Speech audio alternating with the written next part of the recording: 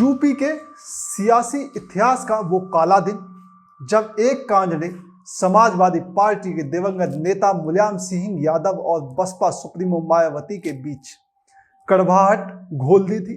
चलो आज हम तुम्हें लिए चलते हैं पहली सदी की दुनिया में। पिछली सदी के आखिरी दशक का ये वो दौर था जब मुलायम सिंह यादव उत्तर प्रदेश की राजनीति में एक बड़ा कदम रखते थे। वो तत्कालीन मुख्यमंत्री भी हुआ करते थे। इसके साथ ही उनके सामने 21 साल की एक ऐसी लड़की आई जिसके आगे मुलायम सिंह अपने लिए खतरा महसूस करने लगे।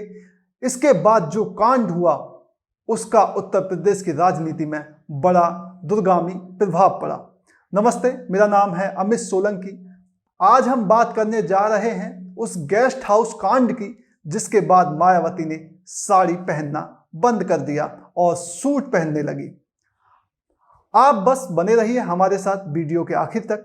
सियासत भी बड़ी कुत्ती चीज है जिसके चक्कर में लोग कोई भी कांड करने से पीछे नहीं हटते।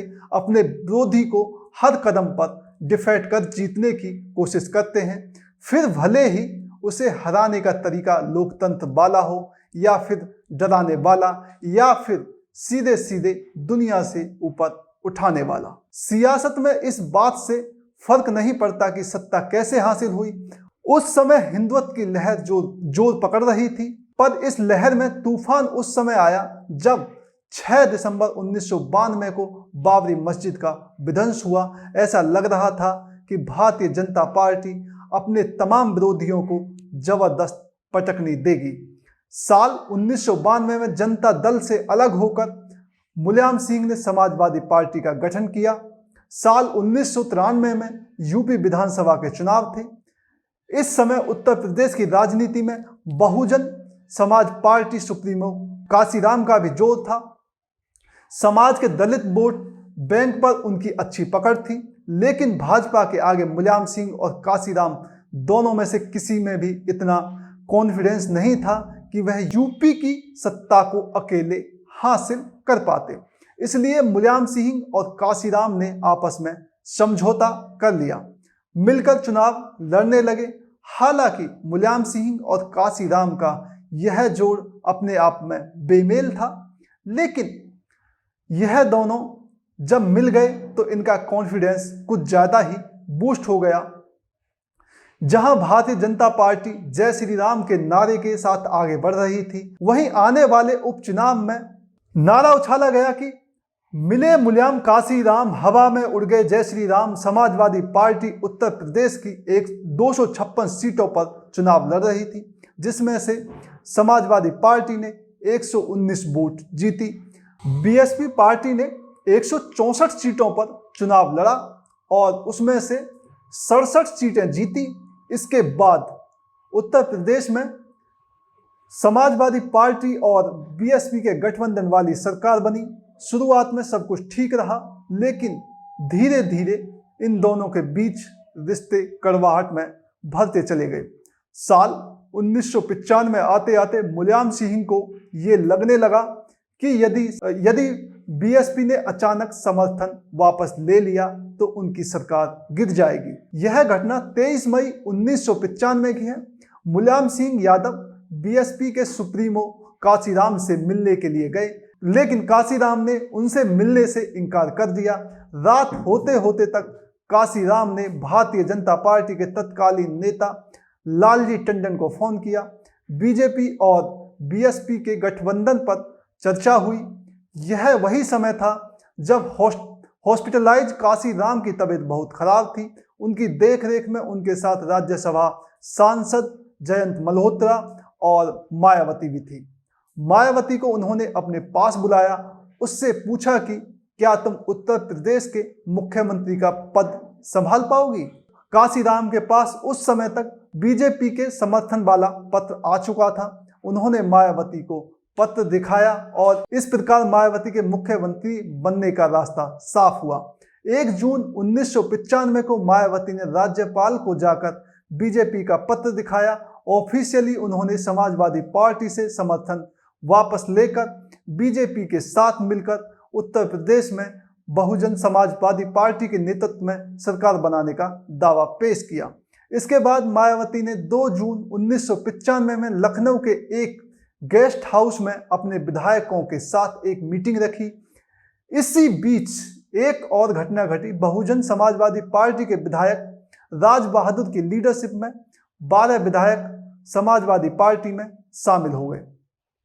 लेकिन इससे भी समाजवादी पार्टी की सरकार नहीं बच पा रही थी, क्योंकि दल बदल कानून के तहत बहुजन समाजवादी पार्टी के कम से कम 1/3 विधायक का टूटना जरूरी था। बीएसपी के समर्थन वापस की सूचना मुलायम सिंह को भी मिल चुकी थी और वह अपना आपा खो चुके थे।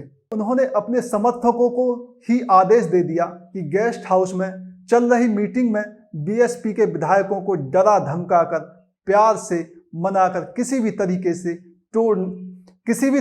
से तोड़ने की कोशिश की जाए।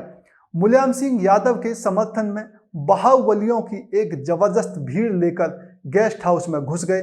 उस समय मायावती गेस्ट हाउस के कॉन्फ्रेंस रूम में अपने विधायकों के साथ मीटिंग में बिजी थी। गेस्ट हाउस का गेट भीतर से बंद कर दिया गया। इस सिचुएशन में सपा समर्थक बाहर से गेट पीटने लगे, मायावती को एब्यूज करने लगे। मायावती को जाति सूचक शब्दों से भी अपमानित किया गया। शाम को 4 बजे से लेकर 6 बजे तक समाजवादी पार्टी और बीएसपी के लोगों में जबरदस्त हिंसा हुई और कई लोग घायल हुए। बीएसपी के विधायकों ने इस बात का आरोप लगाया कि उनके साथ जबरदस्ती की गई। गेस्ट हाउस के कॉन्फ्रेंस रूम में कुछ एमएलए को किडनैप करने की कोशिश की गई और इस पूरे हमले के दौरान मुख्यमंत्री मुलायम सिंह यादव ने पुलिस को ढीला रवैया अपनाने का आदेश दिया। जो लोग वहां मौजूद थे उनका कहना था कि इस पूरे हंगामे के समय वहां पर वरिष्ठ पुलिस अध्यक्ष भी मौजूद थे, लेकिन वो सिगरेट का कस लगा रहे थे। इस दौरान मायावती कमरे के भीतर ही बंद रही। शाम होते होते जिला अधिकारी राजीव खैर पुलिस टीम के साथ वहां पहुंचे और लोगों को वहां से दूर किया। इसके साथ ही राज्यपाल ने एक्स्ट्रा पुलिस फोर्स भेजी और समाजवादी पार्टी के समर्थकों पर जब लाठीचार्ज हुई तब वो वहां से हटे। मायावती जब इस बात को लेकर निश्चिंत हो गई कि उनकी सुरक्षा को कोई खतरा नहीं है, तब जाकर वह कमरे से बाहर आई। इस बीच रात के 11 बजे ही मुलायम सिंह ने वहां के तत्कालीन कलेक्टर राजीव खैर का ट्रांसफर कर दिया। जिस दौरान यह घटनाक्रम घटित हो रहा था, सपा के समर्थकों ने गेस्ट हाउस की बिजली और पानी का कनेक्शन तक काट दिया था। यह जब बीएसपी के सुप्रीमो काशीराम को पता चला तो उन्होंने सिर्फ इतना ही कहा कि यह मायावती के लिए परीक्षा की घड़ी है। जून 1995 को मायावती ने बहुजन समाज पार्टी के नेतृत्व में सरकार बनाई। बहुजन समाज पार्टी को भारतीय जनता पार्टी, जनता दल और कम्युनिस्ट पार्टी का समर्थन मिला और उसके पास 282 विधायकों का समर्थन था। मायावती मुख्यमंत्री पद की शपथ ले चुकी और मुलायम सिंह सत्ता से आउट हो चुके थे।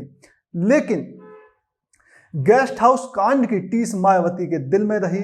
इस कांड के बाद भी वह कई रैलियों में इस घटना का जिक्र जरूर करती थी, लेकिन इस पूरे कांड की कहानी अधूरी है यदि हम इस दौरान एक बीजेपी के नेता का जिक्र ना करें। तो इस नेता को उस समय बीजेपी के चीफ मिनिस्टर फेस के तौर पर देखा जा रहा था। नाम था ब्रह्मदत्त द्विवेदी। मायावती इन्हें अपना भाई मानती थी। जब ब्रह्मदत्त द्विवेदी की हत्या हुई तो मायावती फूट फूट कर रोई। ब्रह्मदत्त द्विवेदी वकालत करते थे। वह फर्रुखाबाद के अमृतपुर गांव के रहने वाले थे। वह कल्याण सिंह की सरकार में ऊर्जा विभाग के राज्य और कैबिनेट मंत्री भी रह चुके थे। राम जन्मभूमि आंदोलन के अग्रणी नेताओं में उनकी गिनती होती थी। वह अटल बिहारी वाजपेयी के करीबी थे और उत्तर प्रदेश में भाजपा का ब्राह्मण चेहरा। उनकी बढ़ती पॉपुलैरिटी जिन लोगों को अखर रही थी, उन्होंने ही उनकी जिंदगी छीन ली। साल 1997 में फरवरी महीने की बसंत पंचमी थी। वो अपने एक दोस्त रामजी अग्रवाल के भतीजे के तिलक समारोह में हिस्सा लेकर वापस जा रहे थे। वो अपनी कार में बैठने ही जा रहे थे कि उन पर गोलियां चलने लगी।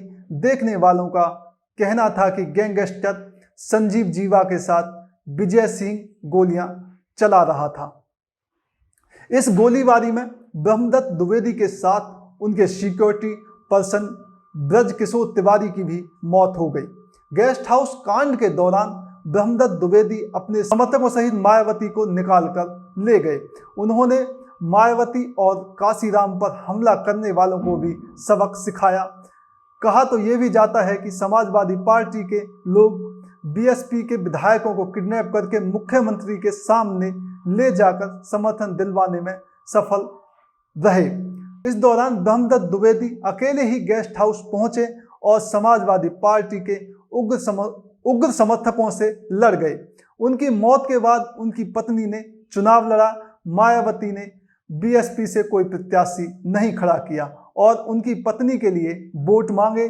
मायावती ने अपनी बायोग्राफी में लिखा, जिसका टाइटल मेरा संघर्ष जीवन और बहुजन समाज मूवमेंट का सफरनामा, जिसमें उन्होंने इस घटना का जिक्र किया है कि इस बुक में उन्होंने गेस्ट हाउस कांड का हवाला देते हुए मुलायम सिंह यादव को आपराधिक चरित्र का व्यक्ति बताया और कहा कि उन्होंने अपने पावर का इस्तेमाल करते हुए गेस्ट हाउस में मुझे मरवाने और विधायकों को किडनैप करवाने का प्रयास किया। इस घटना के दौरान जो लोग वहां मौजूद थे उन्होंने तो यहां तक कहा कि उग्र सपा समर्थकों के हाथ मायावती की साड़ी तक पहुंचने लगे थे।